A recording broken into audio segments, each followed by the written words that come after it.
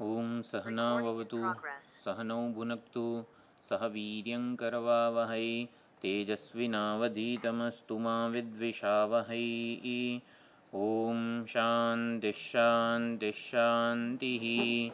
હરિ ઓમ.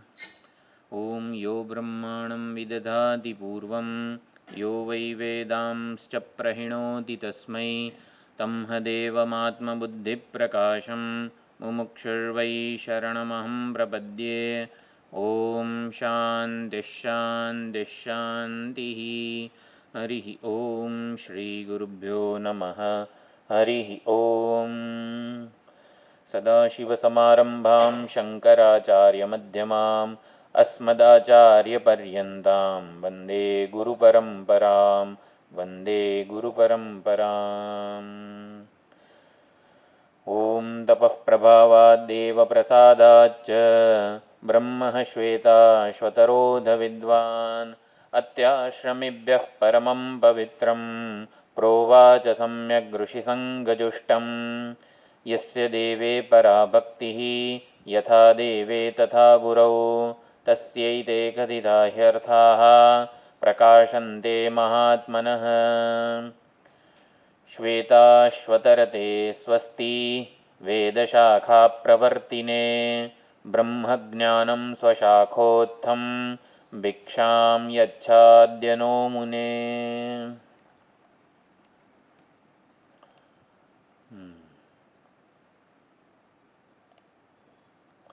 જડભરત રઘુગણ સંવાદ એમાં વિષ્ણુ પુરાણ જે છે એમાં જડભરત રઘુગણ સંવાદમાં જડભરતજી રઘુગણને ઉપદેશ આપી રહ્યા છે અને એમાં ઋભુ અને નિદાઘ એનો સંવાદ જે છે એ ટાંકે છે.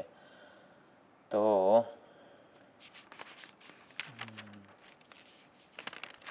ઋભુ અને નિદાઘની વાર્તા જે છે નાના હતા ત્યારે ઘણીવાર સાંભળેલી હોય અને ખ્યાલ હતો કોઈને ઋભુ નિદાઘ વાળો વાત? નહીં? ગઈ વખતે કરી આપણે? ગઈ વખતે કરી. હા. ઋભુ કોણ હતા?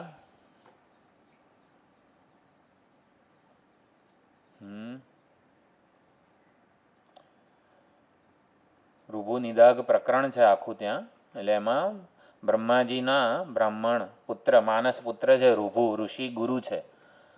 અને નિદાઘ જે છે એ રાવણના કાકા થાય. પુલસ્ત્યના પુત્ર વિશ્વશ્રવાનો પુત્ર રાવણ. ઋભુ બ્રહ્માજીના માનસ પુત્ર ઋભુ એ ગુરુ છે અહીંયા આ પ્રકરણમાં. અને શિષ્યની ઓળખ છે આ નિદાઘ. શિષ્ય છે પુલસ્ત્ય ઋષિ, એમના પુત્ર છે વિશ્વશ્રવાના જે છે એટલે વિશ્વશ્રવાના ભાઈ એટલે પુલસ્ત્યના પુત્ર વિશ્વશ્રવા અને નિદાઘ બે જણ. એટલે પુલસ્ત્યના પુત્ર વિશ્વશ્રવા અને નિદાઘ અને વિશ્વશ્રવાનો પુત્ર છે રાવણ એટલે રાવણના કાકા થાય નિદાઘ. પણ રાવણને તો કૈકસી એટલે માતૃપક્ષનો એણે પુલસ્ત્ય, હા પુલસ્ત્ય દાદા થાય રાવણના. તો પુલસ્ત્ય વિશ્વશ્રવા રાવણ અને પુલસ્ત્ય અને નિદાઘ એવી રીતે છે. રાવણે માતૃપક્ષનો વારસો લીધો હતો. કૈકસી રાવણની માતા રાક્ષસી હતી પણ પિતા તો વિશ્વશ્રવા અને એમના પિતા પુલસ્ત્ય એટલે એ તો સપ્તર્ષિઓમાંના એક હતા, ઋષિ હતા, બ્રાહ્મણ હતા વગેરે.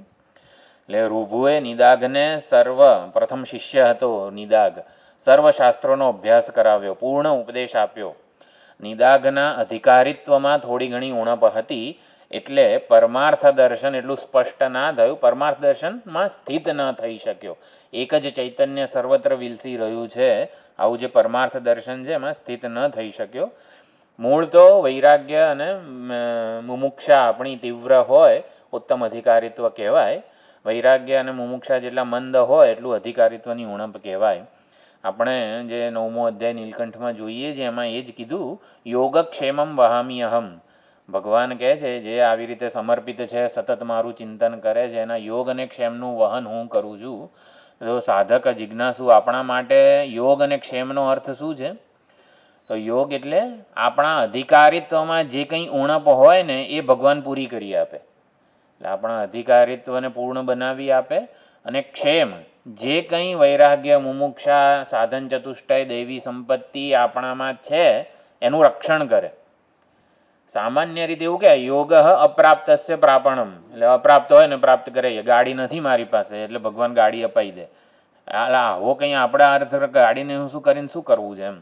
એટલે આપણામાં જે અધિકારિત્વની ઉણપ છે એ પૂરી કરી આપે છે આપણે સમર્પિત હોઈએ તો. એટલે એ પ્રમાણે અર્થ છે યોગ અને ક્ષેમનો આપણા માટે અર્થ. તો અધિકારિત્વની ઉણપ આવી રીતે હતી એટલે વેદાંત જ્ઞાન સમજાય ખરું પણ એમાં સ્થિર ન રહેવાય, એટલે એ જીવન ના બની શકે, સહજ ન બની શકે. છતાં એટલે પછી ઘણા વર્ષો થાય છે. નિદાગ જે છે એ સમાવર્તન વિધિથી એ ગૃહસ્થાશ્રમમાં પ્રવેશ કરે છે.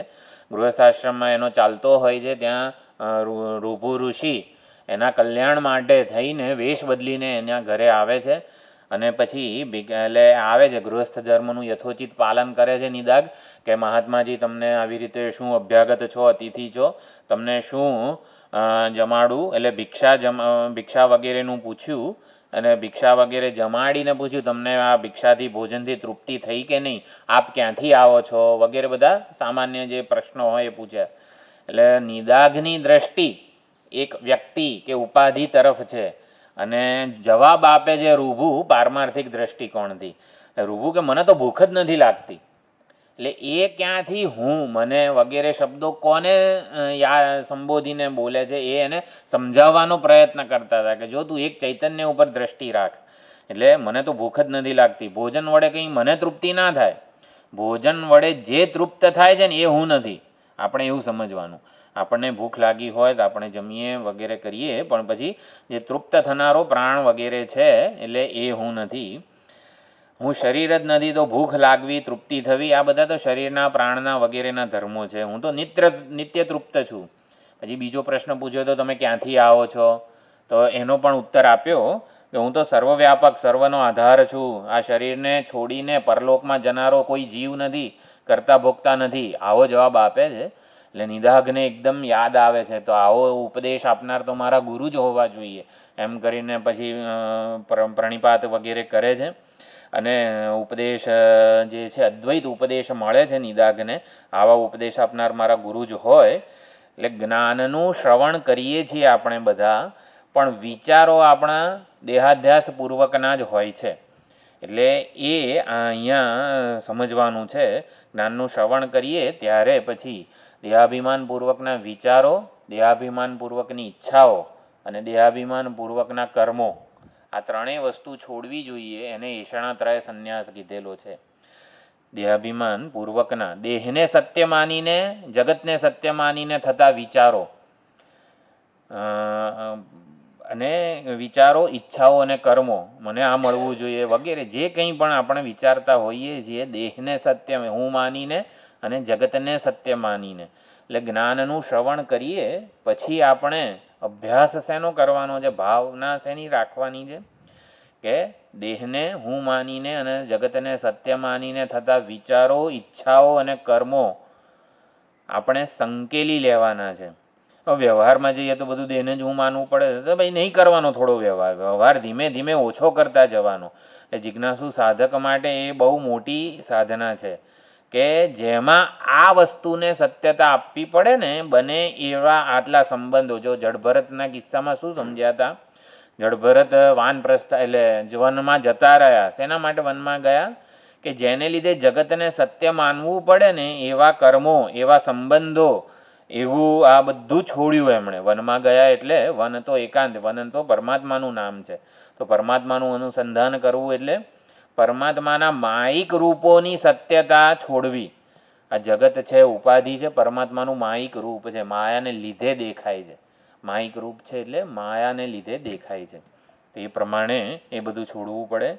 એટલે જ્યારે પણ આપણે એક બે આપણે બધા જ્યારે મળતા હોઈએ ત્યારે આમ જરા સભાન રહીએ કે આપણે દેહને હું માનીને અને જગતને સત્ય માનીને કોઈ વાતો ન કરીએ, વિચારો ન કરીએ વગેરે.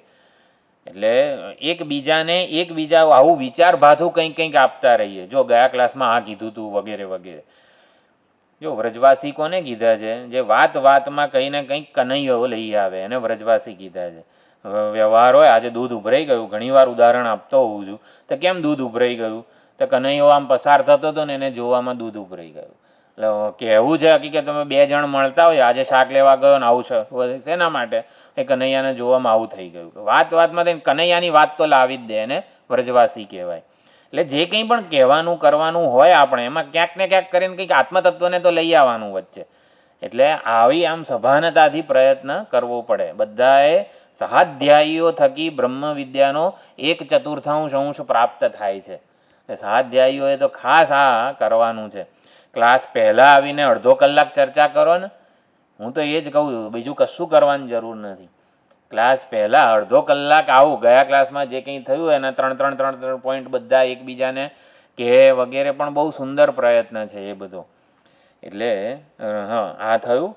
એટલે દેહાભિમાન છોડ્યા વિના મુક્તિ ન મળે, બધું ચાલે છે. નિદાગ થોડોક સજાગ થાય છે, એ પ્રમાણે પ્રયત્નો પણ કરે છે. પણ પાછો ગૃહસ્થાશ્રમ વગેરેના કર્તવ્યોને આમ તેમ હોય એટલે એમાં પરોવાઈ જાય છે, ભૂલી જાય છે ઉપદેશને. તો ઉપદેશને ભૂલી જાય, અદ્વૈત નિષ્ઠા ન થાય ને તો ગુરુ પાછા વેશ બદલીને 1000 વર્ષ પછી પાછા આવે છે. હા, ઋભુ ઋષિ 1000 વર્ષ પછી પાછા વેશ બદલીને આવે છે. અને નિદાગને જે ઉપદેશ આપે છે એ આમાં છે અહીંયા. હવે એ કથાનક તો આપણે થોડું ઘણું ગઈ વખતે જોયું હતું, ખાલી એકવાર જોઈ લઈએ. આમાં પાના નંબર એકો વ્યાપી સમશુદ્ધ, જે બીજી લીટીમાં છે 51માં પાના ઉપર. નિર્ગુણ પ્રકૃતે પરઃ જન્મ વૃદ્ધ્યાદિરહિત આત્મા સર્વગત અવ્યય. એક જ સમઃ શુદ્ધ પરમાત્મા નિર્ગુણ છે, નિરુપાધિક છે, પ્રકૃતિથી પર છે, જન્મ વૃદ્ધિ વગેરેથી રહિત છે, સર્વગત છે, પરજ્ઞાનમય અને પરમ જ્ઞાનમય શુદ્ધ ચૈતન્ય સ્વરૂપ છે. સદ્ભિ નામ જાત્યાદિભિ પ્રભુ ન યોગવાન. એટલે સદ્ભિ નામ અને જાતિ વગેરે જે બધા ઉપાધિના ધર્મો છે એના સાથે ન યોગવાન. આ જે પ્રભુ છે, પરમ જ્ઞાનમય છે, એનો હોય એવા આ નામ જાતિ વગેરે સાચા કોઈ નામ જાતિ વર્ણ આશ્રમ ધર્મો કર્મો અવસ્થાઓ સાથે એનો યોગ થયો નથી. ન યુક્ત, એ જોડાઈ ગયો પણ નથી, અને ન યોક્ષ્યતે, એટલે કે જો ભવિષ્યમાં પણ નહીં જોડાય. તસ્ય આત્મપર દેહેશુ, એ ચૈતન્ય સ્વરૂપ પરમાત્માનો આ ઉપાધિ સાથે અને બધી ઉપાધિ સાથે જડ ચેતન સાથે એક જ પ્રકારનો સંયોગ થયો છે. હમણાં તો કીધું કે ન યોગવાન ન યુક્ત ન યોક્ષ્યતે. હમણાં તો કીધું કે સંયોગ થયો જ નથી, કોઈ સંબંધ થયો નથી. અને અહીંયા કહે છે પાછું એક જ પ્રકારનો સંયોગ છે. એટલે મારો આ દેહમાં કેવું, આ તો મારો છે અને તમે બધા પરાયા છો, આવું જે લાગે છે આપણને એ હકીકતમાં ભ્રાંતિ જ છે. એક જ ચૈતન્યનો બધી ઉપાધિ સાથે એક જ પ્રકારનો સંયોગ છે. એટલે આધ્યાસિક ભ્રમાત્મક અવિદ્યા મૂલક જ સંયોગ છે. એટલે એ ચૈતન્ય એક ઉપાધિમાં થોડું વધારે છે માટે એ ઉપાધિ ઉત્કૃષ્ટ છે, અને એક ચૈતન્ય એ જ ચૈતન્ય બીજી ઉપાધિમાં થોડું કામ ઓછું અભિવ્યક્ત, એવું બધું કશું જ નથી. એક સરખો ભ્રમાત્મક સંબંધ છે, એમ એટલું સમજવાનું ખાસ. સંયોગ વિજ્ઞાનમ પરમાર્થ સૌ દ્વૈતિન અતથ્યદર્શિન. દ્વૈતીઓ અતથ્યદર્શી છે, સાચી રીતે પરમાર્થ વસ્તુને જોતા નથી. એવમ એકમ ઇદમ વિદ્વત અભેદી સકલમ જગત. જે વિદ્વાનો જે છે એ આવી રીતે એક જ ચૈતન્ય ઇદમ સર્વમ, ઇદમ આ જે કંઈ પણ છે એને એક ચૈતન્ય જ્ઞાન પ્રકાશ સ્વરૂપે જોઈ રહ્યા છે. વાસુદેવ અભિધેયસ્ય, આ જગત એ વાસુદેવનું અભિધાન છે, એટલે કે નામ છે. એટલે વાસુદેવ જ અભિધેય છે. જગત તરફ દ્રષ્ટિ કરીએ ત્યારે આપણને અભિધેય જેનું જ્ઞાન થવું જોઈએ ને, તો વાસુદેવ જ છે. એટલે વાસુદેવનું માયિક રૂપ છે એવું સમજવાનું. જગતને જોઈએ ત્યારે આ પરમાત્માનું માયિક રૂપ છે, પરમાત્માએ લીધેલું રૂપ છે. સ્વરૂપમ પરમાત્મન, તો પરમાત્માનું સ્વરૂપ તો ચૈતન્ય જ છે. આ જગત જે છે પરમાત્માનું માયિક રૂપ છે. તો અહીંયા નિદાગની ઉદાહરણ આપે છે. નિદાગ અપી ઉપદેશેન, તેન તે ઉપદેશ વડે, અદ્વૈત ઉપદેશ વડે અદ્વૈત પરઃ અભવત. તો અદ્વૈત નિષ્ઠા નિદાગને પ્રાપ્ત થઈ. કેવી? સર્વભૂતાની અભેદેન સહદદર્શ. તો સર્વભૂતાની અભેદેન દદર્શ, સંપૂર્ણ ભૂતોનો અભેદ દ્રષ્ટિથી એણે જોયા સંપૂર્ણ ભૂતોને. તદા આત્મનઃ સર્વભૂતાની અભેદેન, પોતાનાથી સર્વભૂતોનો અભેદ એણે જોયો. એક જ ચૈતન્ય સર્વત્ર વિલસી રહ્યું છે. તથા બ્રહ્મ તતો મુક્તિમ અવાપ પરમામ દ્વિજ. હે દ્વિજ, પરમ મુક્તિને એ પ્રાપ્ત થયો. હે બ્રાહ્મણ, હે દ્વિજ. એટલે આ કોણ કહે છે? જડ ભરતજી ઓલાને કહે છે, રહુગણ રાજાને. શીત નીલાદિ ભેદેન, શીત એટલે શ્વેત સફેદ રંગનું, અને નીલ એટલે આકાશ જે છે શ્વેત રંગનું, નીલ ભૂરા રંગનું વગેરે ભેદ વડે યથા એકમ દૃશ્યતે નભઃ. એક જ આકાશ, કોક સવારે આવા પીળા રંગનું હોય, કેસરી રંગનું હોય, લાલ રંગનું હોય વગેરે, નીલા રંગનું હોય, એક જ દૃશ્ય એક જ આકાશ આવી રીતે અનેક ભેદ રૂપે જણાય છે. ભ્રાંત દૃષ્ટિભિ, જો ભ્રમિત થયેલા બાળક બુદ્ધિવાળાને આકાશ આવા રંગનું થયેલું જણાય છે. આત્મા અપી તથૈક તથા એક સન પૃથક પૃથક, તેમ એક જ ચૈતન્ય સ્વરૂપ આત્મા પૃથક પૃથક કામી, ક્રોધી, રાગ, દ્વેષ વગેરે વાળો જણાઈ રહ્યો છે. ધ્યાયતીવ લેલાયતીવ વગેરે. એ પ્રમાણે એક સમસ્તમ યદિ હાસ્તિ કિંચિત, એક સમસ્ત અહીંયા જે કંઈ પણ છે ને એ એક જ છે. એ જ સમસ્ત ઉપાધિઓમાં જળ ચેતનમાં વિલસી રહ્યું છે. અચ્યુત, એ અચ્યુત પરમાત્મા જે ચ્યુત નથી થયો પોતાના સ્વરૂપથી, અનેક ઉપાધિમાં ઉપલબ્ધ થયો હોવા છતાં પણ ચ્યુત નથી થયો. નાસ્તિ પરમ તતઃ અન્યત સહ અહમ સચત્વમ, તે હું જો, સોહમ તે હું જો, સચત્વમ અને તે તું પણ છે, સચ સર્વમ એતત, તે જે પરમાત્મા જે અચ્યુતની વાત કરી એ હું છું, તું છે અને આ બધું જ છે. એટલે એવું કહીએ કે આ સહ અહમ ત્વમ સર્વમ, એટલે કે આ બધી જ વસ્તુઓ જે છે ને એ હકીકતમાં એક જ ઉપાદાન છે, એક જ અધિષ્ઠાન છે. એમાં તું, હું, તે, આ, તે બધા કોઈ સર્વનામ હકીકતમાં જુદા જુદા નથી. આત્મ સ્વરૂપમ ત્યજમ ભેદ મોહમ સર્વમ એતદ આત્મ સ્વરૂપમ, એટલે તે એક જ અદ્વિતીય આત્મ સ્વરૂપ જ છે. તું, હું, આ બધું વગેરે બધા ભેદ રૂપી મોહને, ભ્રમને તું છોડ. ઇતિ ઈરીત કથિત, તો આ પ્રમાણે અદ્વૈત તત્વનો બોધ આપ્યો, ઈરીત બોધ આપ્યો. તેન સહ રાજવર્ય, તે રાજવર રહુગણ જે છે, તત્યાજ ભેદમ પરમાર્થ દૃષ્ટિમ, તો એ રાજા જે છે રહુગણ એણે પણ ભેદને છોડીને પરમાર્થ દ્રષ્ટિ વાળો થઈ ગયો.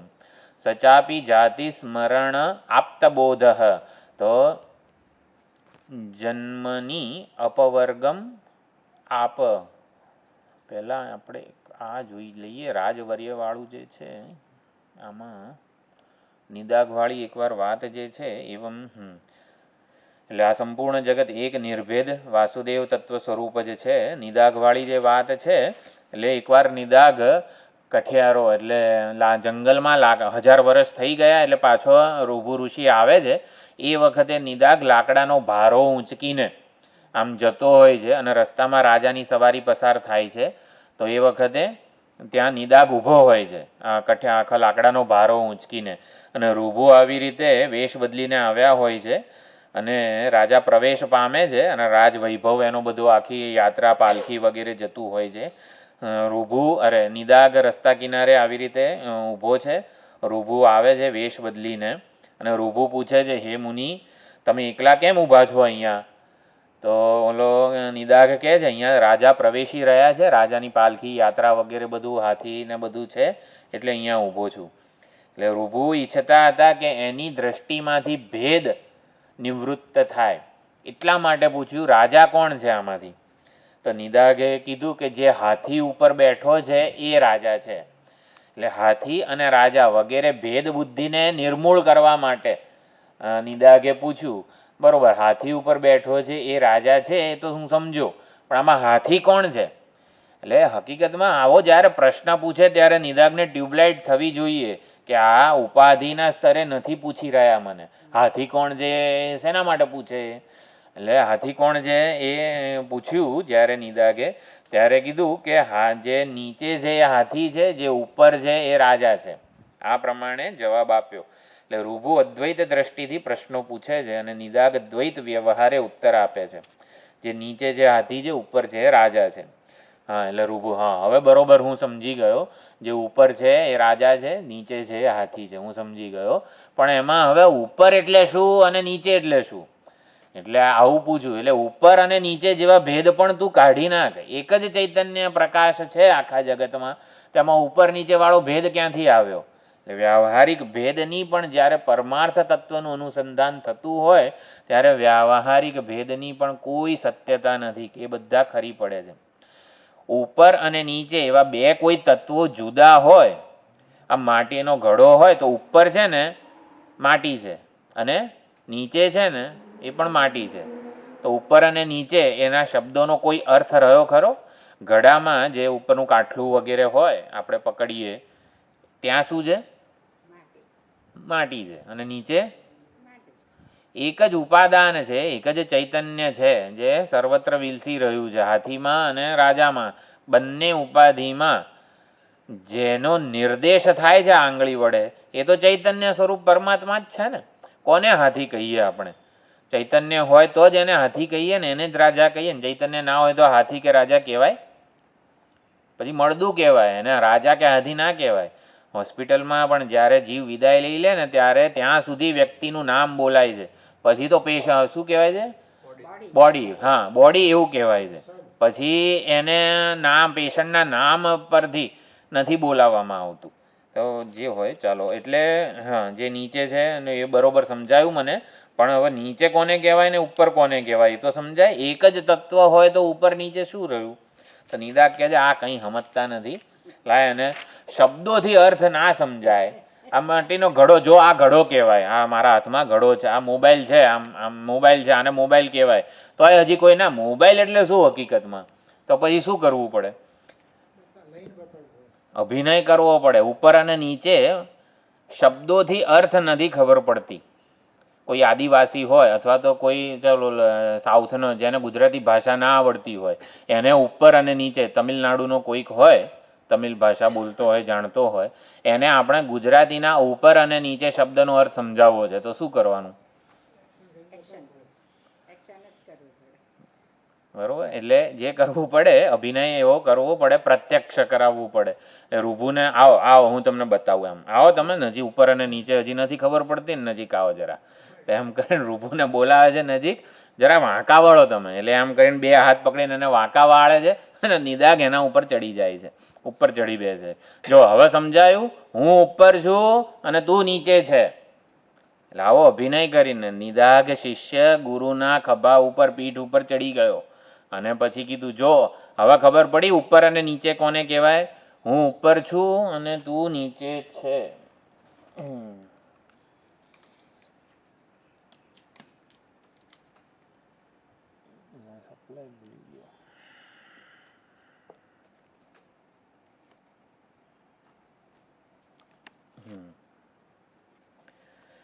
હા હા, તો ઋભુ કે હા હવે ખબર પડી, હું ઉપર છું તું નીચે છે. ઉપર એટલે શું, નીચે એટલે શું? હા, હવે મને ખબર પડી ગઈ. બરાબર. ઋભુને શું ખબર પડી? ઉપર અને નીચે કોને કહેવાય ને એ મને ખબર પડી ગઈ. પણ હવે મને હે નિદાગ એવું મને એ કહે કે આમાં હું એટલે શું અને તું એટલે શું? બરોબર ને? હું ઉપર છું, તું નીચે છે એવું નિદાગે જ્યારે કીધું ત્યારે ઋભુ શું કે? હા, ઉપર અને નીચે કોને કહેવાય એ ખબર પડી ગઈ. હવે હું એટલે શું અને તું એટલે શું એ સમજાય મને. એટલે ટૂંકમાં પછી નિદાગને શંકા ગઈ, આ કંઈ મૂર્ખ માણસ નથી, આ તો અદ્વૈત દ્રષ્ટિવાળા લાગે છે. એમની દ્રષ્ટિમાં હું તું જેવા ભેદ નથી, ઉપર નીચે જેવા ભેદ નથી, રાજા હાથી જેવા ભેદ નથી. એટલે આ તો અદ્વૈત દ્રષ્ટિવાળા છે અને આવા જ્ઞાનપૂર્ણ તો મારા ગુરુ જ હોય. ચાંડાલોસ્તુ સતુદ્વિજોસ્તુ ગુરુ ઇત્યેષા મનીષા મમ.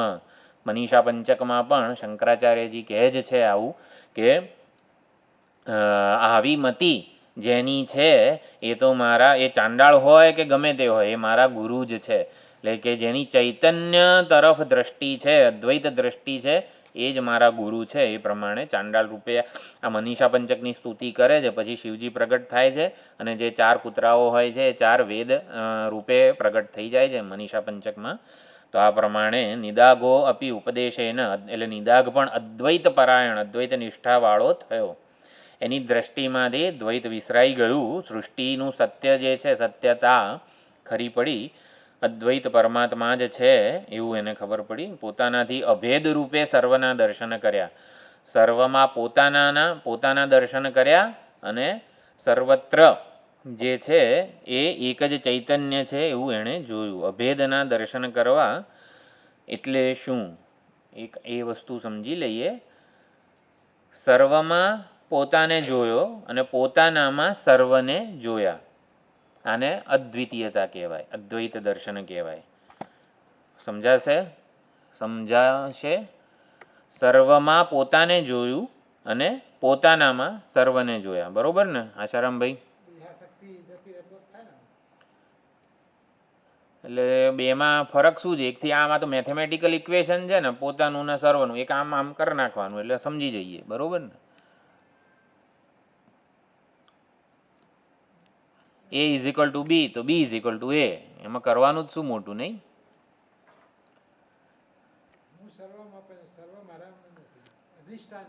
હા હા, બોલો બોલો. આમાં અત્યારે મને છે ને વિષ્ણુ શતપદી યાદ આવ્યું, શંકરાચાર્યજી. સમુદ્રો હિ તારંગ ન ચ, સમુદ્ર નથી, હા તારંગ, એ ઓલું ભક્ત્યર્થમ કલ્પિતમ દ્વૈતમ અદ્વૈતાદપી સુંદરમ. એટલે ભક્તિ વગેરેનો જ્યારે આપણા ઈષ્ટ દેવતાની જ્યારે ભક્તિ વગેરેનો પ્રસંગ હોય ત્યારે એવું કહેવાય તરંગ સમુદ્રનો છે, પણ સમુદ્ર કંઈ તરંગનો નથી એવું ભક્તિના દ્રષ્ટિકોણથી કહેવાય. અહીંયા આપણે અદ્વિતીયતાને સમજવી છે.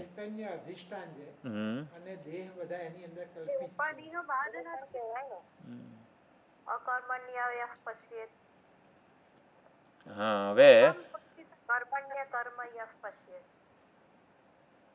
સપ્તમી વિભક્તિની થોડીક રમત છે આમાં. સર્વમ ચ મયી પશ્યતિ, યુમામ પશ્યતિ સર્વત્ર સર્વમ ચ મયી પશ્યતિ. તો એમાં જે સપ્તમી વિભક્તિની થોડી રમત છે, સર્વમાં પોતાને જુએ છે. બરોબર? સર્વમાં, સર્વેષુ અહમ, ચલો પોતાને જુએ છે અથવા તો અહમ કે મામ પશ્યતિ એવી રીતે જોઈએ તો સર્વેષુ સપ્તમી વિભક્તિ થાય.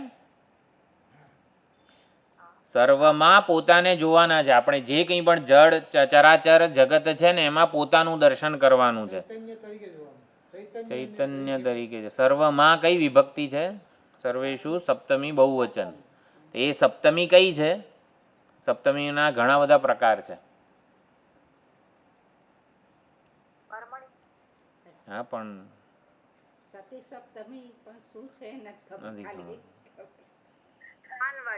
હા, અધિકરણ નથી. ના ના ના, વિષય સપ્તમી છે. સર્વમાં પોતાને જોવા એટલે સર્વને હું સ્વરૂપે જોઈ લેવું એમ. એટલે ત્યાં વિષય એટલે શું? દ્વિતીય વિભક્તિ કહેવાય ને. વિષય એટલે કર્મ, દ્વિતીય વિભક્તિ કહેવાય.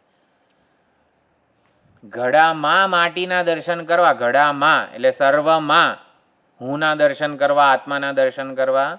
તો જ્યારે સર્વની વાત થતી હોય, ઘડાઓની વાત થતી હોય ટૂંકમાં, ત્યારે એ વિષય સપ્તમી ગણી લેવાની. ઘડાને માટી સ્વરૂપે જોવાનું એટલે સર્વને આત્મ સ્વરૂપે જોવાના. સર્વમાં આત્મદર્શન એટલે શું? સર્વને આત્મ સ્વરૂપે જોવાના. એ વિષય સપ્તમી છે. વિષય સપ્તમી દ્વિતીય વિભક્તિનો અર્થ છે ત્યાં. સર્વમાં, માં તો આમ તો સપ્તમી વિભક્તિ કહેવાય ને, પણ માનો અર્થ ત્યાં દ્વિતીય છે. ને સર્વને આત્મ સ્વરૂપે, પોતાના સ્વરૂપે જ જોવાના, આત્મથી અભિન્ન સ્વરૂપે જોવાના એમ. એ સર્વમાં પોતાનું દર્શન કરવું, સર્વને આત્મ સ્વરૂપે જોવાના, વિષય સપ્તમી થાય. પોતાનામાં સર્વને જોવાના, હુંમાં સર્વને અધ્યારોપિત જોવાના, માટીમાં ઘડાને અધ્યારોપિત જોવાનો. એટલે માટીમાં, એટલે જ્યારે માટીમાં આવે ને ત્યારે અધિકરણ સપ્તમી છે, ઘડામાં આવે ને ત્યારે વિષય સપ્તમી છે. માટીમાં અધિકરણ સપ્તમી કહેવાય. માટીમાં બધા ઘડાને અધ્યારોપિત જોવાના છે. મારામાં સર્વભૂતો અધ્યારોપિત છે, નામ રૂપ વગેરે. એટલે હું અધિષ્ઠાન છું, અધિકરણ છું બધાનું. એટલે આત્મ ચૈતન્ય સ્વરૂપે સર્વ કંઈ મારામાં છે. મારાથી જુદી એવી એકે વસ્તુ નથી. માટી એવું લલકાર ઉદ્ઘોષણા કરી શકે કે મારાથી જુદું કોઈ નથી. એટલે હું અધિકરણ છું બધાનું, અધિષ્ઠાન છું. એટલે માટી વખતે અધિકરણ સપ્તમી છે. અને જ્યારે દ્રષ્ટિ આપણી ઘડા ઉપર હોય, જગત ઉપર હોય, જીવો ઉપાધિ વગેરે ઉપર હોય, ત્યારે એને વિષય બનાવી દેવાનો. સર્વને આત્મ સ્વરૂપે જોવાના, સર્વમાં. એટલે આને અદ્વિતીયતાનું ઇક્વેશન કહેવામાં આવે છે. સર્વમાં પોતાનું દર્શન, પોતાનામાં સર્વનું દર્શન. પણ જરાક સંસ્કૃતની આવી વિષય સપ્તમી, અધિકરણ સપ્તમીની રમત સમજી લેવાની. એટલે નિદાગ બ્રાહ્મી સ્થિતિને પ્રાપ્ત થયા, ગુરુનું કર્તવ્ય પૂર્ણ થયું. વેદાંતના આચાર્યો સ્વયં અદ્વૈત નિષ્ઠાવાળા જ હતા અને એ પોતાના શિષ્યને આવી રીતે અદ્વૈત નિષ્ઠા પર્યંત જ્ઞાન જે છે ને એ પહોંચાડતા હતા. આવી રીતે એના અધિકારીત્વમાં ભલે ને ઉણપ હોય, પરંતુ કરુણાપૂર્વક એનો સ્વીકાર કરીને ઓલો ચડી બેઠો ઉપર, કમર ઉપર વાંકા વાળીને તોય કંઈ આવું એવું બધું કશું બોલ્યા નહીં. કરુણા શું કહેવાય? શંકરાચાર્યજીનો શ્લોક છે, શ્રુતિ સ્મૃતિ પુરાણાનામ આલયમ કરુણાલયમ. તો શ્રુતિ સ્મૃતિ પુરાણાનામ આલયમ એટલે એ છે એ સંપ્રદાય કર્તૃ, સંપ્રદાયના રચયિતા, સંપ્રદાય કર્તૃ છે એમ. એટલે શ્રુતિ અને સ્મૃતિ પુરાણો જે છે આપણા, એનો જે એક તાત્પર્ય નિશ્ચય છે એ જ પહોંચાડનારા છે. સંપ્રદાય કર્તૃ છે. અને કરુણાલયમ છે એટલે સંપ્રદાય વિત છે. જે સંપ્રદાયવિદ હોય ને એમાં કરુણા સિવાય બીજું કંઈ જ ના હોય. એટલે માત્ર કરુણા. એટલે શિષ્યના પક્ષે જે કોઈ મર્યાદા હોય ને એ એને દેખાય જ નહીં. ટૂંકમાં કરુણા કઈ હદે હોય છે કે શિષ્યની મર્યાદાનો સ્વીકાર કરે શરૂઆતમાં. એટલે વ્યવહાર કાળે આપણને લાગે કે આપણી થોડી ઘણી મર્યાદા છે, સ્વામીજી આવી રીતે સ્વીકાર કરે છે, પણ એમને તો દેખાતી જ નથી મર્યાદા. એટલી કરુણા હોય એમ. સંપ્રદાય વિત છે માટે કરુણાલયમ છે. સંપ્રદાય કર્તૃ છે માટે શ્રુતિ સ્મૃતિ પુરાણાનામ આલયમ એવું છે. તો અદ્વૈત નિષ્ઠા વાળા આચાર્યો અદ્વૈત નિષ્ઠા પર્યંત શિષ્યને માર્ગદર્શન આપતા હોય છે. તો શિષ્ય પણ દેહાભિમાનથી મુક્ત થયો અને અદ્વૈત નિષ્ઠા પરાયણ થયા છે. એટલે જળભરત વગેરે જે છે, સૌવીર રાજા, રહુગણ, એ પ્રમાણે એક જ આકાશ સફેદ, ભૂરું, નીલું, નારંગી વગેરે રંગીન દેખાય, પણ ભ્રાંત દ્રષ્ટિથી દેખાય છે. એમ એક જ આત્મા જે છે એ અનેક મિથ્યા ગૌણ મુખ્ય આત્મા રૂપે, મિથ્યા આત્મા, ગૌણ આત્મા, પંચદશીની આ ટર્મિનોલોજી છે. ગૌણ આત્મા એટલે તો પોતાનો પુત્ર હોય, પુત્રી હોય વગેરે, એને ગૌણ આત્મા. તો હું જ છું ને એમ. એટલે ગૌણ રૂપે જાણે કે પોતાના પુત્રને આપણે આત્મા કહેતા હોઈએ છીએ, એને ગૌણ આત્મા કહેવાય. મિથ્યા આત્મા એટલે દેહાદી ઉપાધિ વગેરે જે છે એ મિથ્યા આત્મા છે. એ હકીકતમાં એ આત્મા કહેવાને લાયક નથી. અધ્યાસમૂલક એટલે કે ભ્રમથી આપણે આ દેહને આત્મા માની બેઠા છીએ. એટલે એક જ આત્મતત્વ મિથ્યા આત્મા, ગૌણ આત્મા ટૂંકમાં જગત રૂપે અને આ ઉપાધિ રૂપે જણાઈ રહ્યા છે. એટલે આપણે આ મિથ્યા ગૌણ વગેરે આત્મામાંથી જો જણાતા હોય, મિથ્યા આત્મા જણાય છે, ગૌણ આત્મા જણાય છે, હા જણાય છે ને, તો કે ભ્રાંતિથી જણાય છે, હકીકતે સાચા નથી. એટલે આવી રીતે એમ એમ કરીને આ જે જણાય છે એ ભ્રમ છે, માટેનું સત્ય જે છે એક તત્વ છે, ત્યાં સુધી આવી રીતે પહોંચવાનું છે. એટલે હે રાજા સૌવીર, તું ભેદનો મોહ છોડી દે, ભેદ બુદ્ધિ છોડી દે. એટલે ભેદ માટે જો દ્વૈતદર્શી, આગળ જે આપણા શ્લોકો આપણે એક એક લીટીમાં જોઈ ગયા, એમાં દ્વૈતિનઃ, અતથ્યદર્શિનઃ વગેરે ઘણું આવ્યું. તો દ્વૈતવાદી કોને કહેવાય? જેને દ્વૈતનો આગ્રહ હોય.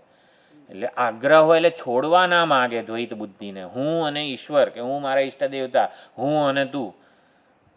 ભેદ બુદ્ધિ ટકાવી રાખવા માટે વિચારો કરે, ઈચ્છાઓ કરે, કર્મો. હું છે ને તમારા કરતાં થોડો કામ જુદો હોવો જોઈએ, થોડો વિશેષ હોવો જોઈએ.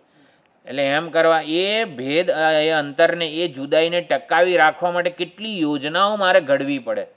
તમારા કરતાં થોડી ખુરશી જુદી રાખું ને તો મને લાગે કે હું જરાક તમારા કરતાં હજુ તમારા કરતાં થોડુંક ટેબલ મોટું રાખું, તમે જે મોબાઈલ વાપરતા હોય ને એના કરતાં જુદો કોઈક સારો મોબાઈલ વાપરું, હું કંઈક, એટલે આ જુદાઈ કે ભેદને આપણે જરા ટકાવી રાખવાનો આને દ્વૈતવાદી કહેવાય.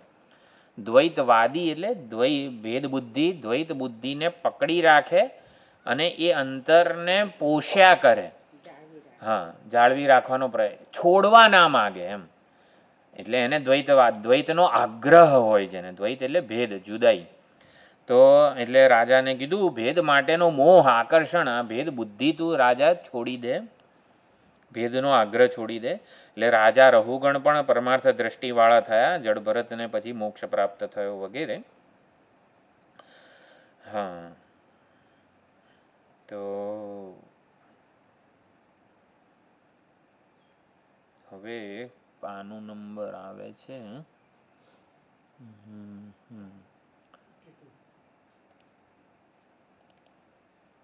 આત્મ સ્વરૂપમ તેજ ભેદ મોહમ વગેરે કીધું. હું તું વગેરે. હા, ભ્રાંત દ્રષ્ટિભિ એક જ આત્મા પૃથક પૃથક ભ્રાંત દ્રષ્ટિ વડે પૃથક પૃથક જણાય છે. એક જ ચૈતન્ય છે જે ભ્રાંત દ્રષ્ટિથી આવી રીતે હું તું તમે આ બધા જીવો રૂપે જણાઈ રહ્યું છે. એટલે એનું ઉદાહરણ આપે છે પેલું જેમ સ્ફટિકનું શિવલિંગ હોય, આપણે ક્યાં છે પારદેશ્વર મહાદેવ વગેરે જ્યાં જ્યાં પણ તો બીલીપત્ર ચડાવ્યા હોય તો લીલા રંગનું દેખાય, પછી કેસરી રંગના પુષ્પો, સિઝન પ્રમાણે જે રંગના પુષ્પો ચડાવ્યા હોય તો શિવલિંગ એવા રંગનું જણાય. અથવા તો લાઇટ ગોળો જે પ્રકારના પ્રકાશનો હોય ને એવા રંગનું શિવલિંગ જણાય. જો પારાનું શિવલિંગ હોય તો આપણને એ પારાનું શિવલિંગ પોતે તો નિરંગ જ છે, છતાં પણ આપણે જુદા જુદા રંગવાળું જણાય છે. એટલે જણાય છે ત્યારે જ એ ખોટું છે, મિથ્યા છે. જુદા જુદા રંગવાળું એનું પોતાનું સાચું સ્વરૂપ તો રંગ જ છે. તો એવી રીતે સમજવાનું છે. શુદ્ધ ચૈતન્ય સ્વરૂપ જ છીએ આપણે. આપણને આપણામાં જે કંઈ પણ કર્તૃત્વ, ભોક્તૃત્વ, બધા કર્મના સંસ્કારો, પાપ પુણ્યથી માંડીને જે કંઈ પણ જણાતું હોય ને એ બધું અવિદ્યા મૂલક છે, ભ્રાંતિ મૂલક છે. ભ્રાંતિથી આપણે પોતાને બોલનારા, જોનારા, સાંભળનારા માની બેઠા છીએ ભ્રાંતિથી. અને એટલે આપણો બધો જ વ્યવહાર અધ્યાસમૂલક છે, માટે વ્યવહાર સંકેલવાનું કહેવામાં આવેલું છે. વ્યવહાર બને એટલો સંકેલવાનો, કારણ કે અધ્યાસમૂલક જ છે, ભ્રાંતિમૂલક છે. એટલે ભ્રાંતિને, અજ્ઞાનને જાણે કે સત્ય સમર્થન મળતું જાય છે આપણા બધા વ્યવહારથી. દેહાભિમાનપૂર્વકના વિચારો, ઈચ્છાઓ અને કર્મો છોડવાના છે. તો એ ધીમે ધીમે આપણે દેહાભિમાનપૂર્વકના વિચારો, ઈચ્છાઓ અને કર્મો ઓછા કરતા જઈએ જીવનમાં, અને સમર્થન આપણે જ્ઞાનને આપીએ કે એક જ ચૈતન્ય. ચલો બોલવાનો વ્યવહાર તો થાય તો એ વખતે ભાવ કે સમજ એવી જાળવી રાખીએ કે જેની સાથે વ્યવહાર કરું છું બોલનારો તો એક જ છે, જોનારો એક જ છે, સાંભળનારો એક પરમાત્મા જ છે. એટલે એમ કરીને એક ઉપર દ્રષ્ટિ આપણે કેન્દ્રિત કરી શકીએ. એટલે એ રીતે સમજ કીધી. અને આત્મા આને આત્માનાત્મ વિવેક વગેરે કહી શકાય. ઉપાધિથી ચૈતન્યનો વિવેક આપણે કરીએ તો આત્માની સિદ્ધિ વિવેકથી થાય. વિવેક જ જિજ્ઞાસુનું જીવન છે.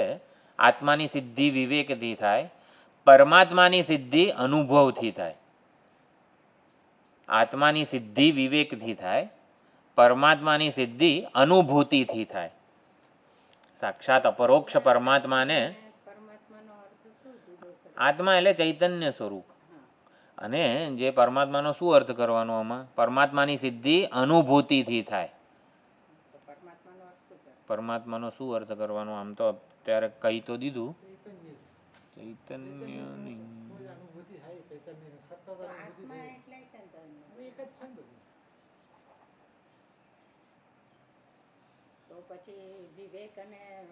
અનુભૂતિમાં આત્માની સિદ્ધિ વિવેકથી થાય. વિવેકથી આપણે ચૈતન્ય સ્વરૂપ, પ્રત્યેગાત્મા, હૃદયસ્થ ચૈતન્ય જે છે ને એ સ્વતંત્ર છે ઉપાધિથી. એનું અસ્તિત્વ, એની સભાનતા વગેરેને માટે દેહ વગેરેની ઉપાધિની જરૂર નથી. એટલે ઉપાધિથી આપણે ચૈતન્યનો વિવેક કરીએ ને એ આત્મા, એટલે આત્માની સિદ્ધિ. બંધ થઈ ગયું.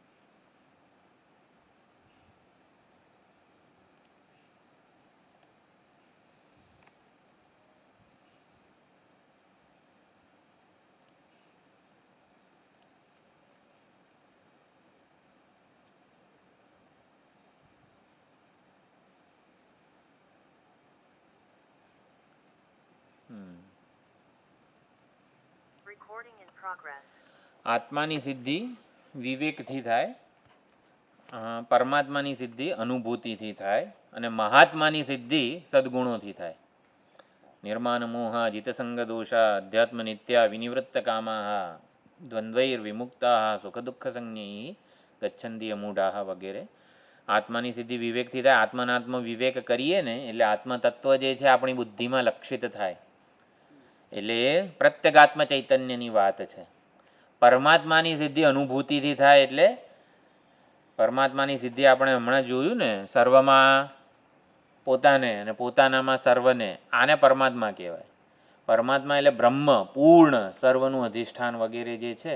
ઓલું હૃદયસ્થ પ્રત્યેગાત્મ ચૈતન્ય થયો અર્થ. વિવેકથી વિવેક આપણે કેટલો કરી શકીએ? તો વિવેકનો અવધિ શું છે? આત્મનાત્મ વિવેકનો અવધિ શું છે? તો કે ઉપાધિનો મિથ્યાત્વ નિશ્ચય અને આત્મા જે હું, જે હૃદયસ્થ ચૈતન્ય પ્રત્યેગાત્મ સ્વરૂપ છે, એ ચૈતન્ય જે હું, પણ હજી એનું સર્વાત્મતાનો બોધ નથી મળ્યો હજી. એ તત્વમસી મહાવાક્યથી થાય છે. એટલે ઉપાધિથી આમ ચૈતન્યને આમ છૂટો પાડીએ ને, એને આત્મનાત્મ વિવેક કહેવાય. અત્યારે હું કેવો, હું તો આ શરીરવાળો જ લાગે છે ને આપણને. હું કહેતાની સાથે આપણને શું આ ઉપાધિ જ પ્રગટ થાય છે ને, એને જગ્યાએ આત્મ વિનાત્મ વિવેક એટલો આપણે કર્યો હોય, હું આ ઉપાધિથી સ્વતંત્ર છું, મારી સત્તા, મારી સ્ફૂર્તિ, મારી પ્રિય આનંદ વગેરે આ ઉપાધિને આધારે નથી, ઉપાધિથી સ્વતંત્ર સત્તા મારી છે. ઉપાધિ હોય કે ન હોય હું તો છું જ. ઉપાધિ હોય કે ન હોય હું તો સભાન જ છું. ઉપાધિ હોય કે ન હોય હું તો આનંદ સ્વરૂપ છું, પ્રિય છું મને પોતાને વગેરે, મારી જાત. તો એ પ્રમાણે આત્માની એટલે આત્મનાત્મ વિવેકનો અવધિ છે ને પ્રત્યેગાત્મ ચૈતન્ય. હવે એ પ્રત્યેગાત્મ ચૈતન્ય કેવું છે? એને મહાવાક્યનો બોધ મળે, તત્વમસી વગેરે, ત્યારે પોતાની પૂર્ણતાને ઓળખે, પોતાની સર્વાત્મતાને ઓળખે.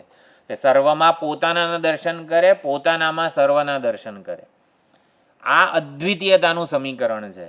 એટલે હૃદયસ્થ ચૈતન્ય પોતાને અદ્વિતીય સ્વરૂપે જ્યારે ઓળખે, જાણી લે, એને પરમાત્મા કહેવાય.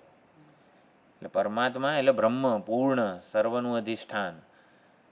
આ રીતે સર્વમાં પોતાને, પોતાનામાં સર્વને, અદ્વિતીયતાનું જે ઇક્વેશન છે ને, એ ખ્યાલ આવે છે. આ વસ્તુ અનુભૂતિથી થાય.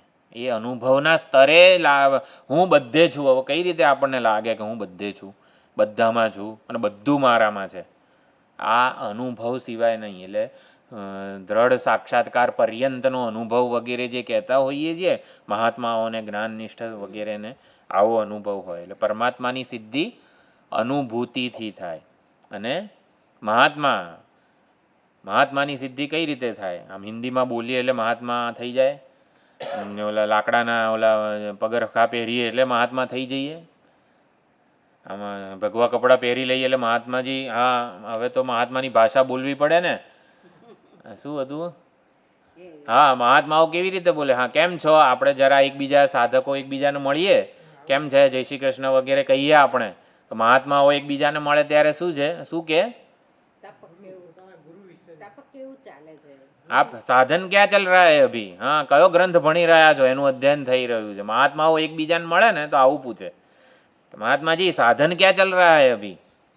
અને હા, તપ કે સાધન, સાધન એટલે તપ જ, એમ કયું અધ્યયન કે કયું વગેરે ચાલી રહ્યું છે. અને શું હતું? હા, આપણે બધા સાધુ જીવનના જ અમુક પ્રકારના આવા છે બધા. એટલે આવું બોલીએ એટલે મહાત્મા થઈ ગયા કહેવાય ને? ના ના, સદ્ગુણોથી, સદ્ગુણોની બધી ભગવદ્ ગીતામાં પણ સુંદર વાતો છે. મહાત્માની સિદ્ધિ સદ્ગુણોથી થાય. ચલો સુંદર. હવે આપણે આગળ વધીએ. એટલે જે બધું રંગબેરંગી દેખાતું હોય તો એ નિરંગ શુદ્ધ સ્ફટિક છે. એવી રીતે આત્મતત્વ ચૈતન્ય સ્વરૂપ જ્ઞાન પ્રકાશ તો આવી રીતે એક જ છે. સદ્ગુણોનો એક જ ઉપાય છે સત્સંગ. આપણે છે ને ભૂલી જઈએ ને તો પાછા સત્સંગથી પાછું યાદ આવી જાય છે કે આપણે મોહ વગેરે આવું બધું કંઈક વિચાર ભાથું મળે ને, સદવિચારોનું ભાથું જ આપણામાં સદ્ગુણો લાવે છે. આવું ખબર પડી મહાત્માની સિદ્ધિ સદ્ગુણોથી થાય તો કેવા સદ્ગુણો માટે આપણે સભાન બની જઈએ. આમ છે ને એકચ્યુઅલી સ્વાધ્યાયીઓની એકબીજાને બહુ મદદ મળે એવી છે. આમ થોડો ઘણો તમે કંઈક વાંચ્યું હોય એ તમે આમ આવી રીતે આવતા આવતા કહો, અહીંયા બેસીને કહો, એ કંઈક વાંચ્યું હોય તો એ કંઈક કહે. આવી રીતે લક્ષ્ય પરત્વે આપણે સભાને જેટલા થઈએ ને, એટલે સત્સંગનું મૂળ પ્રયોજન એ જ છે. વળી પાછું યાદ આવી જાય આપણે ભક્ત છીએ, આપણે કંઈ આવી રીતે સંસારી કોઈ ઈચ્છાઓ વગેરે દેહાભિમાનને સત્યતા નથી આપવાની.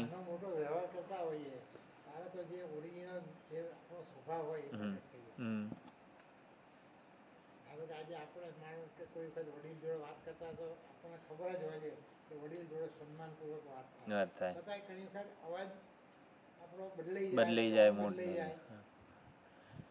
વડીલોની કામ આમાં જ ક્યાંક વાત આવી કે ક્યારે નીલકંઠમાં ઘણા, હા, વૃદ્ધાવસ્થા વગેરે વખતે પોતાની ઉપાધિ પોતાના નિયંત્રણમાં નથી. વડીલો સાથે મુખ્યત્વે આપણે વ્યવહાર કરતા હોઈએ ત્યારે વડીલોનું પોતાની ઉપાધિ ઉપર કોઈ એવું પ્રભુત્વ નિયંત્રણ વગેરે નથી હોતું. એટલે ઘણીવાર આમ આવી રીતે બેસન છાનામાના વગેરે આમ ટૂંકમાં સંભળાતું ના હોય. આ તે ઘણા બધા સમસ્યાઓ વડીલોને હોય. એ વખતે આપણે કરુણા આ બધા મૂલ્યો જે છે, મૈત્રી, કરુણા, મુદિતા વગેરે બધી વસ્તુઓ જાળવી રાખીએ, ભાવનાઓ, એનો અભ્યાસ જ કરવો પડે. જ્યારે નીલકંઠમાં જે પ્રયાણ કાળની ચર્ચા આવી હતી ને, જ્યારે કે યફ પ્રયાતિ ત્યજન દેહમ, દેહનો પ્રયાણ કરવાનો, હવે આપણને તો ખબર જ નથી ને કે દેહ છૂટવાનો સમય કયો છે, તો કંઈ કે તૈયારી કરીએ ને આપણે. તો એ વખતે જે શ્લોક હતો ને કે પ્રયાણ કાળની કઈ તૈયારીઓ કરે, જાણે કે 5 મિનિટ છે ને રોજ એવું ધ્યાન રાખવાનું કે આજે દેહ છૂટવાનો છે કે દેહ છૂટી રહ્યો છે. ચલો પરમાત્મામાં પોતાના મનને સમાહિત કરીએ, ગાયનું છાણ નાન તેને બધું થોડું ઘણું તૈયાર રાખીએ, આપણે શુદ્ધ પવિત્ર થઈએ, 1-2 મિનિટ તો એવો અભિનય કરીએ. એટલે આનો અભ્યાસ કરવાનો એમ. એટલે ઘરે જઈને જાણો કે બાળક ગમે તે હોય, કોઈ કે આપણા સ્વાધ્યાયી હોય, જો તું વૃદ્ધ છે તારી જોડે હું કઈ રીતે વાત કરું વગેરે વગેરે એમ દરેકનો એક અભિનયનો અભ્યાસ કરતા રહેવાનું. એટલે એ એવો અભ્યાસ હશે ને તો આપણને એ નવા એના સંસ્કાર પડતા જશે કે ચલો પ્રેમથી, કરુણાથી કઈ રીતે વ્યવહાર. આપણને બધા સાથે પ્રેમ, કરુણા વગેરે નથી ઉપજતા. જરાક આપણા જે પોતાના છે એકબીજાને રોજ મળીએ છીએ એ લોકો સાથે ચાલો આજે 5 મિનિટ હું તમારી સાથે પ્રેમ, કરુણા, મુદિતા, દયા વગેરે પૂર્ણ વ્યવહાર કરું ડેલિબરેટલી. એટલે એ રીતે એના સંસ્કાર પાડવાના છે. જેના સંસ્કાર હશે ને એ સરળ થઈ જશે. એટલે વ્યવહાર કરતી વખતે વ્યવહાર કરનારો જે છે ને, એટલે જ હંમેશા કહું છું જોનારો ચૈતન્ય એક જ છે, બોલનારો એક જ છે. અમુક વિચાર ભાથું છે ને આપણે લખી રાખીએ કે ચલો વ્યવહાર કાળે કયો વિચાર આપણને મદદરૂપ થાય એવો છે કે જો બોલનારો એ ચૈતન્ય આ વ્યક્તિ સામેથી આવી રહી છે, એની સાથે બોલવાનું છે, એ કંઈ મારી વાત સ્વીકારવાનો નથી, બધી વાત સાચી, પણ બોલનારો સમજનારો તો છે ને એક પરમાત્મા જ છે. એક આમ જરાક આટલી માનસિક રીતે પછી એની સાથે બોલીએ આપણે. આ બધા જ વસ્તુઓનો ડેમો કરવો પડે છે, કારણ કે એના એવા સંસ્કાર નથી આપણી પાસે. સમજનારું ચૈતન્ય આ બધી ઉપાધિઓમાં એક જ છે.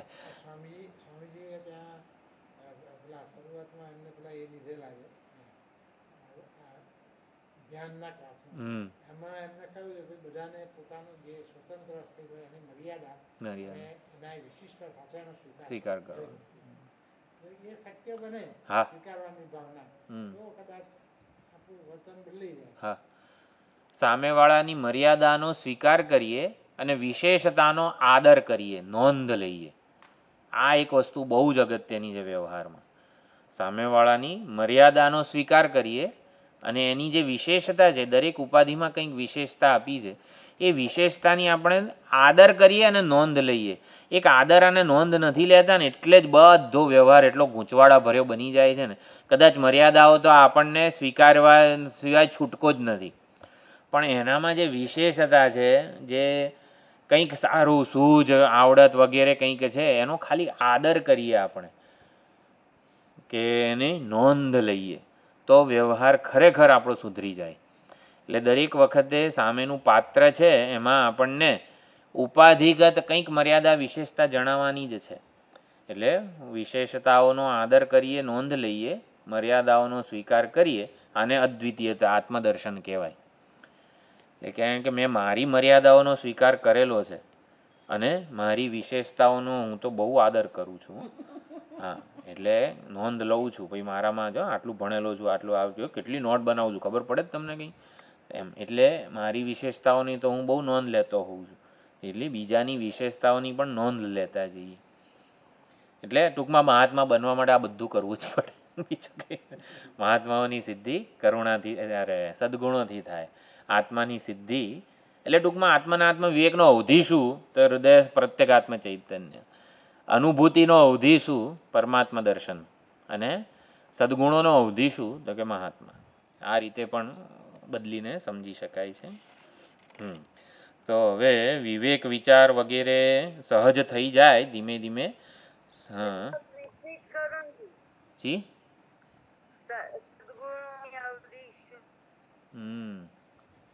કેમ ગયા આશારામભાઈ? નથી, મેં કીધું એમને જ પૂછવું.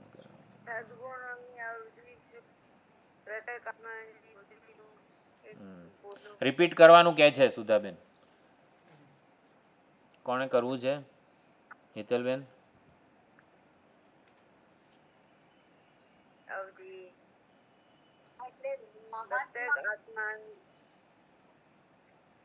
એટલે આપણે જ્યારે એવું માનીએ કે હું પ્રત્યેગાત્મા છું, આ જે કઈ વ્યવહાર કરી રહ્યો છે હું નથી કરતો, પ્રત્યેગાત્મા તો કશું કરતો જ નથી, નૈવ કિંચિત કરોમિતિ. હા, જે કઈ બી ક્રિયાઓ થાય છે ઉપાધિ વાળો હું નથી એવું સમજવાથી ખબર પડે કે હું પ્રત્યેગાત્મા છું.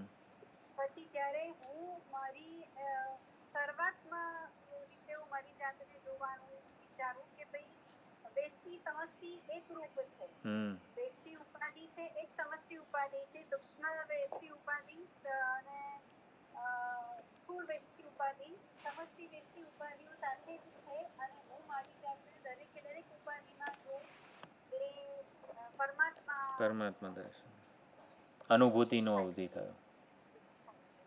અને ઘણા બધા સદગુણો.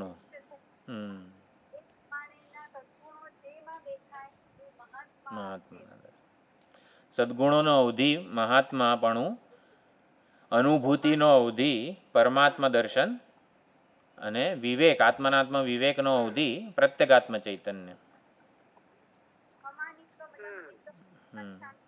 બધા 13મા અધ્યાયના 17મા અધ્યાયના બધા જે સદગુણો છે, અમાનિત્વમ, અભયમ, સત્વ સંશુદ્ધિ વગેરે જેટલા પણ સદગુણો જે છે દૈવી ગુણો, એનો અવધિ મહાત્મા થાય.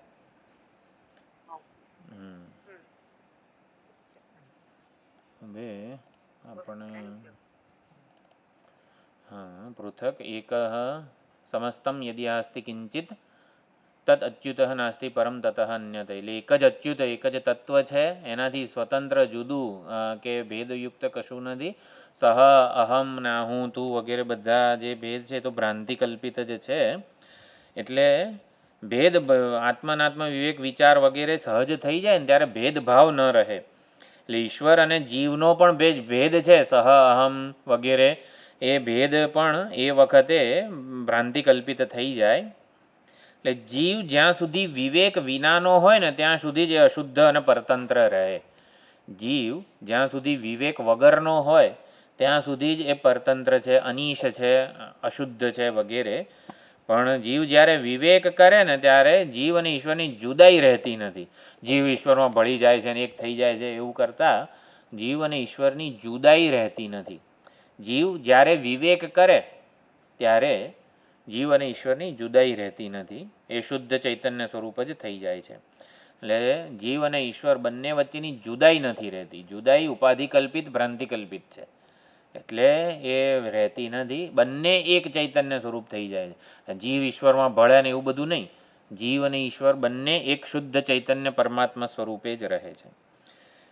એટલે એકત્વમ નાપી જે અહીંયા કીધું આગળ, તત્યાજ પરમાર્થ દૃષ્ટિનો આશ્રય લીધો અને પરતંત્ર બીધા એકત્વમ કુતો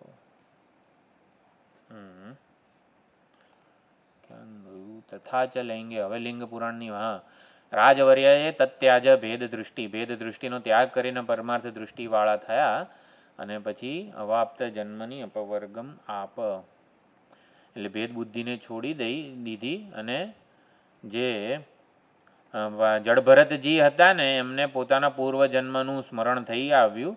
તત્રૈવ જન્મની અપવર્ગમ આપ, અપવર્ગ એટલે મોક્ષ, મોક્ષને પ્રાપ્ત થયા જડભરતજી.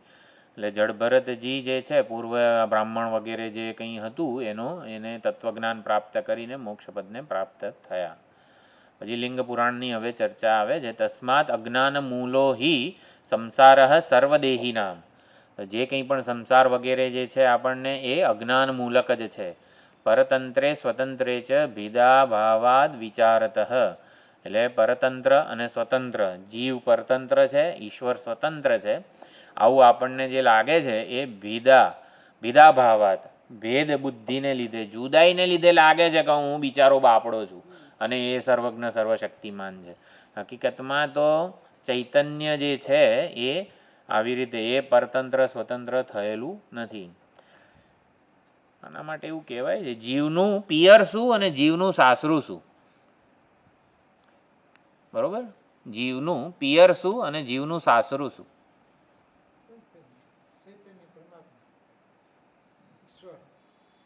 જીવનું પિયર, પિયર એટલે શું? જ્યાં જન્મ થયો હોય દીકરીનો એ પિયર કહેવાય. બરોબર ને? હા, પિયર ઈશ્વર અને સાસરું જગત.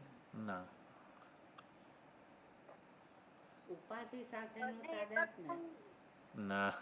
હા, બંને એક જ જગ્યાએ છે. પિયર પણ એક છે, સાસુ પણ એક છે. જો જીવ કોને કીધું છે? સૂરજ છે, ડોલમાં પાણી છે અને એમાં પ્રતિબિંબિત જે સૂર્ય થાય છે. પ્રતિબિંબિત જે છે એટલે જીવ પ્રતિબિંબ છે ને, ઈશ્વરનું રૂપ છે, પ્રતિબિંબ છે, ઉપાધિ અવચ્છિન્ન ચૈતન્ય છે, હૃદયસ્થ વગેરે એને જીવ કહીએ આપણે. તો જીવનું પિયર, પિયર એટલે જ્યાં એ જન્મ્યો છે, જ્યાં એ મોટો થયો છે, જ્યાં એની વૃદ્ધિ વગેરે ઉપલબ્ધ ક્યાં થાય છે જીવ? હા, ઉપાધિમાં અથવા માધ્યમમાં. જે માધ્યમ હોય, સ્થૂળ સૂક્ષ્મ શરીર, એ જીવનું પિયર શું દેખાય છે ક્યાં, ઉપલબ્ધ ક્યાં થાય છે જીવ? હું ઉપાધિમાં, સ્થૂળ સૂક્ષ્મ શરીર, અંતઃકરણમાં વગેરેમાં. બરોબર? એટલે જીવનું પિયર છે આ ઉપાધિ અથવા સ્થૂળ સૂક્ષ્મ શરીર, જે અંતઃકરણ વગેરે અર્થ કરવો હોય. અને જીવનું સાસરું શું? જો પરણી જવું એટલે શું? લગ્ન થવા પરણી જવું એટલે શું? વરણ કરી લેવું. હા, પોતાનું જે પ્રિયતમ છે એનું વરણ કરી લેવું. તો જીવને પ્રિય શું છે હકીકતમાં? એનું સાચું સ્વરૂપ હોય ને. ઉપાધિ એને પ્રિય છે, જેને લીધે જીવ દેખાય છે. જીવને એવી ભ્રાંતિ છે કે આ ઉપાધિને લીધે હું દેખાઉં છું, ઉપાધિને લીધે બધા મારી જોડે વ્યવહાર કરે છે. ના ના, અલા ઓલાને લીધે તું દેખાય છે એમ. એટલે જીવ જ્યારે વરણ કરે ઈશ્વરને, એને એવું છે કે ઉપાધિને લીધે હું છું. ના ના, ઉપાધિને લીધે તું નથી. એ તો ઉપાધિ તો બીજી અનેક બધી આવતી રહેશે. મૂળ એનું જીવનું, જેને લીધે જીવ પ્રતિબિંબિત થાય છે, જેને લીધે જીવ દેખાય છે, વ્યવહાર યોગ્ય બને છે, એ શું છે? એ તો ચૈતન્ય સ્વરૂપ પરમાત્મા બિંબ જ છે ને. એટલે જીવનું સાસરું એ વરણ કરે, વરમાળા પહેરાવે ઈશ્વરને. એટલે યમે વૈશ વૃણુતે તેન લભ્ય. અને બીજું શું કીધું? વરણ કરવું, પરણી જવું. પરણી જવું એટલે શું? એક થઈ જવું, એક થઈ જવું, ભેદ બુદ્ધિ ન રહેવી. એને આ ભક્તિના આચાર્યો શેમાં કહે છે? એસે વર કો ક્યાં વરું જો જન્મે ઓર મર જાય, વરું જો ગોપાલ જું તો મેરો ચૂડલો અમર હો જાય. એટલે એવાને પરણવાનું કે જે કોઈ દાડો મરે નહીં, તો આપણને રોવું ના પડે એમ. એટલે વ્રજની ગોપીઓ એવું કહે છે, એસે વરકો ક્યાં વરું જો જન્મે ઓર મર જાય.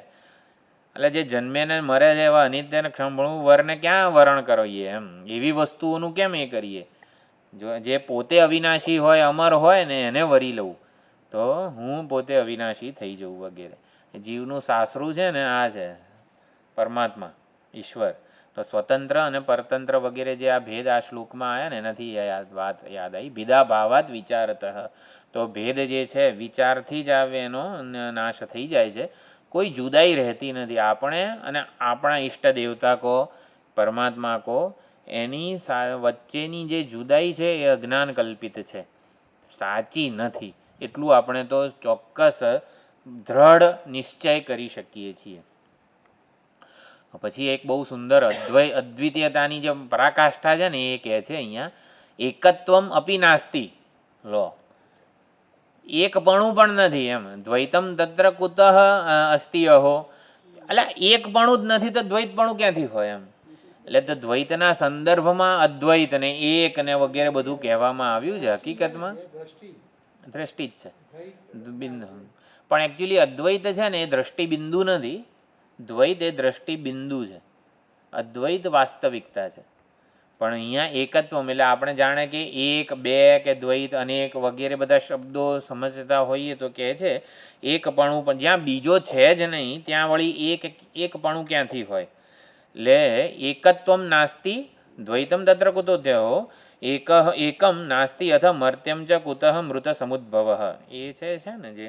એટલે અદ્વિતીયતા અને સાચા અર્થમાં આમ એક, અદ્વૈત વગેરે શબ્દો હોય તો આમ સમજવાનું સ્વ સમાન કંઈ નથી.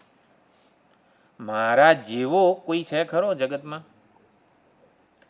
એટલે હું કેવો છું, બોલનારો ચૈતન્ય વગેરે એમ, મારા જેવો એટલે સ્વ સમાન કોઈ નથી. બોલનારો તો એક જ છે, દ્રષ્ટા એક જ છે, જાણનારો એક જ છે, કર્મ કરનારો એક જ છે, ફળ ભોગવનારો એક જ ચૈતન્ય છે, એક જ ફળ ભોગવી રહ્યો છે હકીકતમાં તો. એટલે કરતા ભોગતા ચૈતન્ય એક જ છે, એવું સૌથી પહેલાં સમજીએ એમ. એટલે સ્વ સમાન સ્વ નથી, સ્વ સમાન દ્વિતીય નથી. મારા સમાન બીજું કોઈ મારા જેવું છે? ના, નથી. મારા સમાન દ્વિતીય કંઈ નથી. સ્વ સમાન સ્વ નથી, સ્વ સમાન દ્વિતીય નથી. અને મારા જેવો હું જ બીજે ક્યાંક હોઉં, ધારો કે અહીંયા પૃથ્વી ઉપર હું હોઉં, પણ શનિ લોક ઉપર મારા જેવો કોઈક હું હોઉં ખરો એમ. શનિ ગ્રહ ઉપર કંઈક આમ જઈએ યાન લઈને અને મારા જેવો જ એક મળી જાય સામે, તો સ્વ સમાન સ્વ નથી, સ્વ સમાન દ્વિતીય નથી એમ. અને સ્વ અસમાને દ્વિતીય નથી. એટલે આ એકત્વમ વગેરે જે છે આવી રીતે સમજાવે છે. પોતાની સમાન પોતાના જેવું બીજું કંઈ હોય એવું નથી, પોતાની સમાન બીજા દ્વિતીય નથી, બીજો મારાથી જુદો કોઈ કેમ એવું એ નથી. અને સ્વ અસમાન દ્વિતીય નથી. હું એક અખંડ જે સૈંધવ ઘન એમ, એક અખંડ સચ્ચિદાનંદ ઘન સ્વરૂપ છું. ત્રણેય ભેદથી રહિત છું, સજાતીય સ્વગત અને વિજાતીય ભેદથી રહિત છું. અદ્વિતીય ત્રણેય ભેદથી રહિત છે. સ્વગત, સજાતીય, વિજાતીય ભેદથી રહિત છું. એટલે એક કહેવા પૂરતું પણ દ્વૈત નથી એમ. એટલે દ્વૈત એટલે જુદાઈ વગેરે આમ એક કહેવાની જરૂર પડે ને એટલું પણ દ્વૈત નથી એમ. એટલે તો ત્યાં મર્ત્યત્વ જ નથી, એકમ નાસ્તિ. હા, એક કહેવું પડે ને એવું, એવી એક કહેવાની જરૂરિયાત પણ નથી એમ. અથ મર્ત્યમ ચ કુતઃ મૃત સમુદ્ભવ, કોઈ મરનારો નથી, મર્ત્યત્વ પણ જ્યાં નથી ત્યાં પુનઃ કઈ રીતે જન્મ વગેરે, મૃત સમુદ્ભવ, મરેલો પાછો સમુદ્ભવ એટલે કે જન્મે એવું ક્યાંથી થાય. એટલે એક જ હોય ત્યાં આવી રીતે જન્મ મૃત્યુ વગેરે કશો જ વિકારો વગેરે નથી હોતા. એટલે એનું પાછું મૃત્યુ થાય ને પાછું જન્મ્યા કરે ને એવું બધું પણ નથી એમ. તો ખરેખરું તત્વ શું છે? નાંતઃ પ્રજ્ઞ બહિષ્પ્રજ્ઞ ન ઉભયતઃ એવ ચ. પાંડુક્ય કારિકામાં બહુ સુંદર રીતે બધું આપણે સમજેલા જ છીએ. શુદ્ધ ચૈતન્ય ગુણ ભેદ વગેરેથી રહિત છે, જે અંદરનું જાણનારો એ નથી, બહારનું જાણનારો એ નથી, જાણે કે. એટલે અંતઃપ્રજ્ઞ વગેરે બધી ચર્ચા તો આપણને ખ્યાલ છે. ન પ્રજ્ઞાન ઘન, પ્રજ્ઞાન ઘન એટલે પ્રજ્ઞાનોની ઘનીભૂત અવસ્થાનો અભિમાની, અજ્ઞાનનો અભિમાની, અજ્ઞાનને જાણનારો વગેરે, અજ્ઞાનનો અભિમાની પ્રાજ્ઞ, પ્રજ્ઞાન ઘન વગેરે પણ હું નથી. અને હું કંઈ જાણતો નથી એવું પણ હું તો જાણું જ છું એમ. એટલે બધાને ન પ્રજ્ઞ ન અપ્રજ્ઞ એવ સહ, તો બધી જ વસ્તુઓ જે છે એ હું આવી રીતે જાણું છું. પ્રાજ્ઞ એ અજ્ઞાન વૃત્તિનો અભિમાની છે, પ્રજ્ઞાન ઘન વગેરે જે કીધું છે. તો આ પ્રમાણે અહીંયા આવ્યા છીએ આપણે. કેટલું છે? ટૂંકમાં ચાલુ જ રહે છે. હા, પરાશર સુધી જોઈ લઈએ. ચાલો, શું છે? વિદિતે નાસ્તિ વેદ્યમ ચ નિર્વાણમ પરમાર્થતઃ. એટલે વિદિતે નાસ્તિ વેદ્યમ એટલે જાણનારો, વિદિતે નાસ્તિ વેદ્યમ ચ, વેદ્ય એટલે જાણવાનું બાકી કેમ રહે? જો જાણનારો હોય ને, આપણે વિચાર કરેલો છે ઘણીવાર કે આપણે ઓલું દ્રષ્ટા જાણનારો પોતાના ખીણમાં રહેલો પોતાના માથા ઉપર ટોર્ચ મૂકી રાખીને અંધારું શોધે છે, પ્રકાશનો અંત શોધી રહ્યો છે. પોતાના માથા ઉપર ટોર્ચ રાખીને પ્રકાશ ક્યાં પૂરો થાય છે એ મારે જરા જોવું છે, તો એને ક્યારે મળશે? એટલે જાણનારો એટલે વેદિતૃત્વ. આપણે કે હું પરમાત્માને મારે જાણવાના છે, આમ જાણી લઉં, આમ ઈષ્ટદેવતાને જાણી લઉં, એના દર્શન કરી લઉં, આ જાણી લઉં, તે જાણી લઉં, રહસ્યો બધા જાણી લઉં એમ. એટલે જાણનારો હશે ને ત્યાં સુધી અનંત જગત ચાલુ રહેશે, કોઈ દિવસ જણાયેલી વસ્તુનો અંત નહીં આવે. એટલે વિદિતે નાસ્તિ વેદ્યમ ચ, વેદ્ય વસ્તુઓ સમાપ્ત ક્યારે થાય? જાણવાનું ક્યારે બાકી ન રહે? જાણવાનું, વેદ્ય વસ્તુ બાકી જ ના રહે. આપણે ભોગતાની કે જ્ઞાતા બનીને રહસ્યને સમજવાનો પ્રયત્ન કર્યા કરીશું ત્યાં સુધી જગત છે ને અનંત ફલકમાં વિસ્તરતું જ જશે. એટલે પોતાના ઉપર જ્ઞાતૃત્વની ટોર્ચ રાખીશું ત્યાં સુધી જ્ઞેય આપણને જણાતું જ જશે, જ્ઞેયનો અંત જ નહીં આવે. એટલે વેદ્ય વસ્તુ વગેરે જે છે ને એને સમાપ્ત કરવા માટે આ ટોર્ચ બંધ કરવી પડે. એટલે જાણનારો એટલે જે જ્ઞાતૃત્વનું અહંકાર વગેરે જે કહેવાય છે એ ટૂંકમાં, એટલે જાણવું છે વગેરે જે આપણને હોય છે, એટલે હું હકીકતમાં સાક્ષી છું, જાણવાનું અભિમાન નથી એમ. જાણનારો પણ વૃત્તિ સાથે જ હશે. એટલે વૃત્તિમાં પ્રતિબિંબિત મારે કશું જ જાણવું નથી એમ. જે વૃત્તિમાં પ્રતિબિંબિત થઈ રહ્યું છે એવું મારે કશું જાણવું નથી, વેદ્ય વસ્તુ એમ. તો વૃત્તિ સિવાય તો જાણવાની પ્રક્રિયા કે એવું કઈ હોય જ નહીં. એટલે અભિગમ બદલાઈ જાય છે. વૃત્તિને જે પ્રકાશનારો જે છે એ હું છું એમ, વૃત્તિ સાક્ષી વગેરે. એટલે જેને ઓળખ્યા પછી કશું જાણવાનું જુદું શેષ ના રહે વૃત્તિમાં, એ હકીકતમાં સમજવાનું છે. ચાલો આ ટોપિક અત્યારે નથી લેવો, આપણે આવતી વખતે. આ એક બહુ સુંદર અહીંયા વસ્તુ આવી છે વિદિતે, એને ઓળખી લઈએ ને તો વેદ્યમ નાસ્તિ, પછી જાણવાનું રહેતું નથી. નિર્વાણમ પરમાર્થતઃ, એ જ સાચું નિર્વાણ છે. અજ્ઞાન તિમિરાત સર્વમ ન અત્ર કાર્ય વિચારણા. ચાલો આ એક બહુ સુંદર ટોપિક છે. આપણે આ ભોક્તૃત્વની ટોર્ચ વગેરે જ્ઞાતૃત્વની ટોર્ચવાળો ટોપિક છે, આવતી વખતે સોમવારે લઈશું. ઓમ પૂર્ણમદઃ પૂર્ણમિદં પૂર્ણાત પૂર્ણમુદચ્યતે પૂર્ણસ્ય પૂર્ણમાદાય પૂર્ણમેવાવશિષ્યતે. ઓમ શાંતિ શાંતિ શાંતિ. હરિ ઓમ શ્રી ગુરુભ્યો નમઃ. હરિ ઓમ. હવે 9:30 આવતા સોમવાર કંઈ છે નહીં ને ભાઈ. વિચાર છે અહીંયા જો બધો તડકો થઈ જાય તો 9:30 ચાલે એવું છે, બરોબર? 9:30 રાખીશું. ચાલો.